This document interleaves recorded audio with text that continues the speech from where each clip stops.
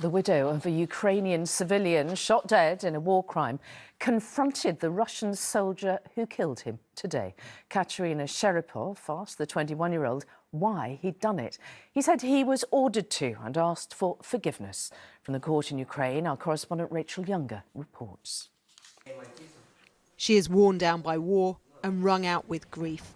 But despite the bank of cameras, Katerina holds her nerve and asks the man who shot her husband if he's sorry for what he did. The soldier, Vadim Shishimarin, is young enough to be her grandson.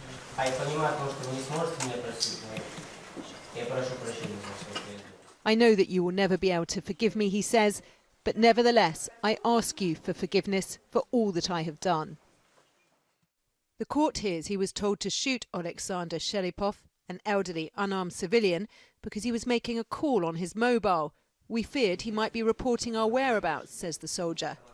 But as Katerina describes the husband she calls my everything, his gaze drops towards his Russian army boots, the laces removed by prison guards because of the fate he now faces. The judge has been asking Katerina what would be a fair punishment for the loss of her husband. A life sentence, she replied, before adding, unprompted, but if he was to be exchanged for one of our captured fighters, I wouldn't mind that. Because the fall of the Azovstal steelworks has left so many Ukrainian soldiers in enemy hands, Russia says almost 800 more surrendered today, it's not impossible Shishimarin may one day return to his home. But Katerina's husband will not. Her grief a reminder that even when justice can be delivered, it can never bring back what's been lost. Rachel Younger, ITV News, Kyiv. But before all that, ITV News has filmed the emotional return to the Ukrainian city Kharkiv of a young woman who did so much to highlight the horrors that took place there. Anasia Paraskevia made a gripping video diary during the start of the Russian invasion there in March. The relentless airstrikes forced her to evacuate. Well, now Kharkiv has been liberated, it's finally safe for her to return. She found her home city badly damaged, but also defiant, and with many signs that it and its people will, in time, recover. Our correspondent Dan Rivers has this special report. The siege of Kharkiv was documented for us in March in this video diary. Last night was probably the most terrifying night of my life. Kharkiv was terribly bombarded. Anasia Paraskevia filmed the destruction and her emotions, giving a harrowing insight into this war. Airstrikes all over the city. Dozens of buildings destroyed. Civilian buildings where people live.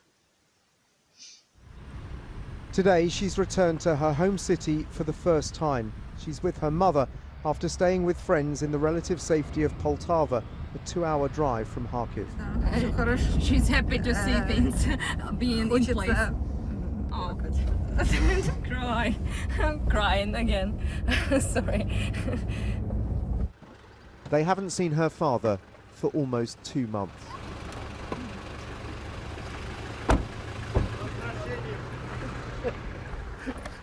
Родной город. Привет, привет, привет. Привет. Привет. Привет, песок. Привет. Как ваши дела? Привет, привет.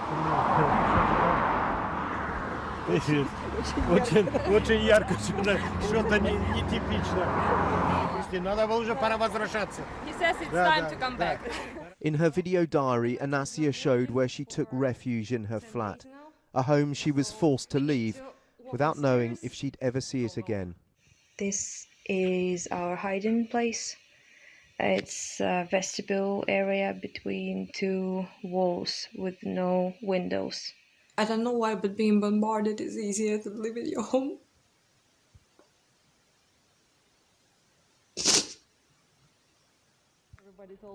But today, Kharkiv is much safer. She's come back to check on her apartment.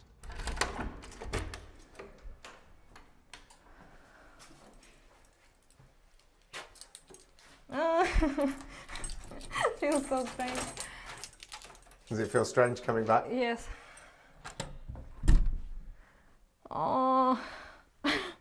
My room.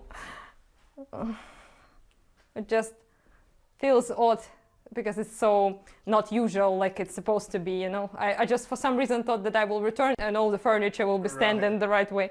Sorry? My bed is superior to Poltava bed. Her flat is undamaged, but you don't have to go far to see the consequences of Russia's bombing. When we were still in Kharkiv, this was the closest, the closest large explosion. We heard an incredibly loud noise, and also the windows and the doors in the house were shaken, and this was it. Walls peeled off by the blast, which have laid bare lives ruined in an instant. The random nature of what survived and what didn't is on display, like an exhibit in a museum. But this war is not in the past. Around the edge of the city, it is very much in the present. The attack on the city's town hall marked the beginning of the siege. Today, almost in an act of defiance, flowers have been planted in front of it. For Anasia, it is a sign Kharkiv will recover. This building was the heart of Kharkiv. Yep.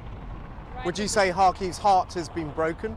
Yes, I would say so, for sure. When this, it was the most excruciating thing to see this building rocketed. Anasia has returned to a city scarred by this war, but one in which its citizens are beginning to glimpse normality again. And in the warm spring sunshine, there is something that's been absent for the people of Kharkiv and Anasia for so long: hope. Dan Rivers, ITV News, Kharkiv.